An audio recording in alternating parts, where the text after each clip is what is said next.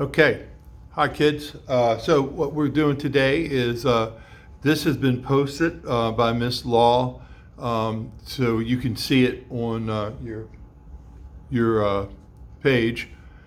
I don't think Mr. Breslin knows how to do that. Just get off it, okay? Anyway, I'm going to go over the prompt with you. We're going to see three different essays based on this prompt, and you can see how they scored across the country from these three different people. And Sir Russell Fox is going to help me today and show his expertise on how to evaluate this essay. Yeah. All right, I'm going to read it, and then we'll stop periodically and talk about it. First of all, let's listen to the directions. The passage below is from the Indispensable Opposition, an article by Walter Lippmann. It appeared in the Atlantic Monthly in 1939. Read the passage carefully, then write an essay in which you analyze the rhetorical strategies Lippmann uses to develop his argument. So that's what you're doing. You're analyzing the rhetorical strategies. Were they pressed hard enough, most men, very sexist for 1939, I guess, most men would probably confess that political freedom, that is to say, the right to speak freely and to act in opposition, is a noble idea rather than a practical necessity.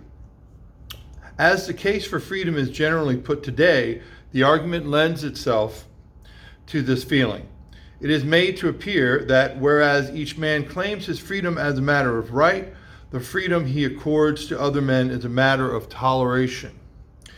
Thus, the defense of freedom of opinion tends to rest not on its substantial, beneficial, and indispensable consequences, but on a somewhat eccentric, a rather vaguely benevolent attachment to an abstraction. What does benevolent mean? It means kind or good. Thanks. It is all very well to say with Voltaire, quote, "I wholly disapprove of what you say, but will defend to the death your right to say it. But as a matter of fact, most men will not defend to the death the right of other men if they disapprove sufficiently what other men say. They will somehow suppress those men if they can." So what do you think so far? I think I see the thesis. Oh, good for you. Okay, let's move on. Get out of my way, too. I'm in this, too. You're just a sidekick, and don't forget it. So if this is the best that can be said for liberty of opinion, that a man must tolerate his opponents because everyone has a right to say what he pleases, then we shall find that liberty of opinion is a luxury safe only in pleasant times when men can be tolerant because they are not deeply and vitally concerned. Yet actually, as a matter of historic fact, there is a much stronger foundation for the great constitutional right of freedom of speech, and as a matter of practical human experience, there is a much more compelling reason for cultivating the habit of free men. We take, it seems, to me, a naively self-righteous view when we argue as to the right of our opponents to speak or something that we protect because we are magnanimous. What's magnanimous mean? If you're a good winner, then you're magnanimous. Okay, I guess. Okay. Anyway, moving on.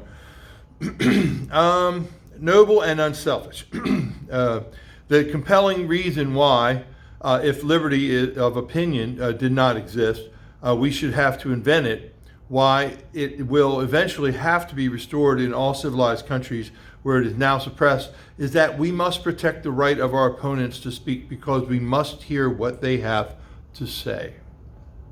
Is that the thesis? Maybe. We'll get back to it.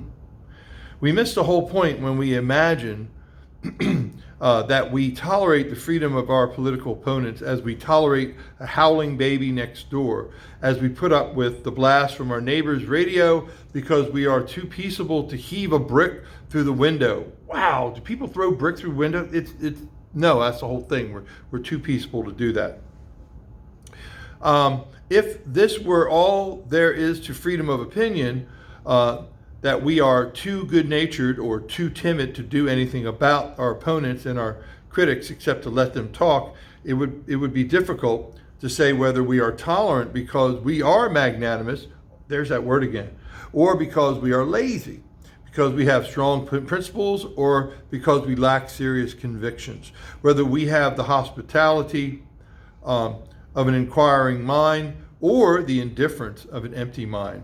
And so, if we truly wish to understand why freedom is necessary in a civilized society, we must begin by realizing that because freedom of discussion improves our own opinions, the liberties of other men are our own vital necessity.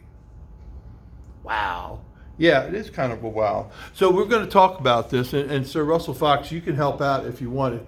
Oh, I want to. I've learned a lot in this class. Okay, good. So maybe you can help us out, and we'll see. So what kind of things did you notice here? I really like the metaphor about tolerating free speech like you tolerate a baby crying.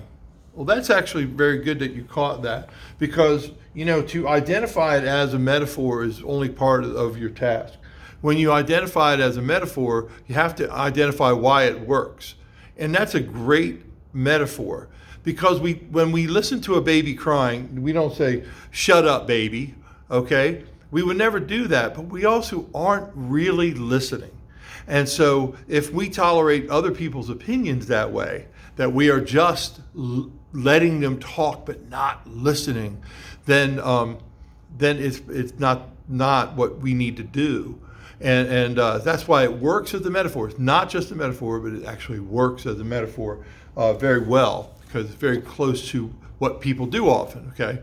They don't listen, they just wait till their turn to tell their side rather than listen to the other. So what did you think might be the thesis you said? Well, maybe we must protect the right of our opponents to speak because we must hear what they have to say. Yeah, I think so. This is very close to what the point of it is that it's even in our benefit to be able to hear what other people have to say, not just for their sake, but for ours, because it improves our opinion, our side, our view if we see the other view. What do you think of all this? Wow, I mean, considering all the troubles we have today, it seems like it was written for today. Well, this is 1939, believe it or not. But, we don't always get along with our neighbors or see the world the same way, but we have to do that for our own benefit. You ever have examples like that? Yeah, I had a chicken that lived next door, and he used to play his radio real loud like they were talking about. Yeah, did you finally, talk to him and work it out? No, I ate him.